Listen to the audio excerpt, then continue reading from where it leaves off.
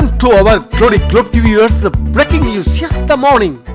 After the bombshell announcement in March that UBS was buying its falling crosstown rebel credit Susi to avert a global banking crisis, Sergio Ermotti saw a surprising name pop up on his phone.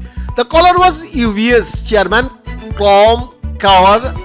Ermotti had left the bank barely 3 years earlier and was at the time chair of a Swiss insurance company.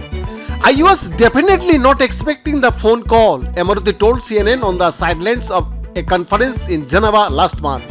When he called me and said we should see each other, I understood that it must be something very serious. UBS wanted Ermotti back as CEO to steer the emergency takeover of Credit Suisse, a deal his former employer had reluctantly agreed to at the behest of Swiss authorities.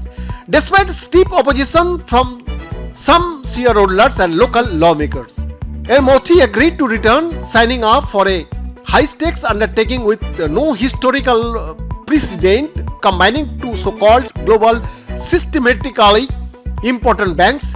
That list of just 30 lenders includes Bank of America, JP Morgan and HSBC and denotes banks whose failure could trigger a worldwide financial crisis.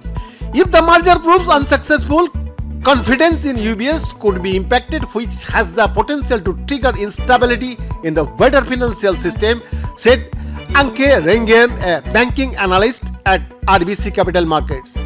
There are several reasons why it could be difficult to execute, she told CNN, from IT systems, migrations and cultural differences between the two banks to the danger that the integration absorbs too much of management focus at the expense of growing the business. Still, Rengen's outlook on the deal is positive and RBC currently expects UBS to deliver better returns than its peers. Investors are similarly bullish, sending the stock nearly 30% higher since the deal was announced. Regardless of its merits, however, the merger had caused controversy in Switzerland, where Credit Suisse had a long and illustrious history until a string of scandals and losses drove customers and investors away.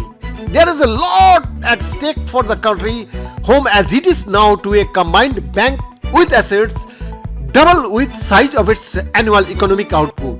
The pressure on Ermotti to succeed is such that strangers frequently approach him in Switzerland to wish him luck, thanks him or way in the merger. Behind the report, Glory Globe TV, Delhi.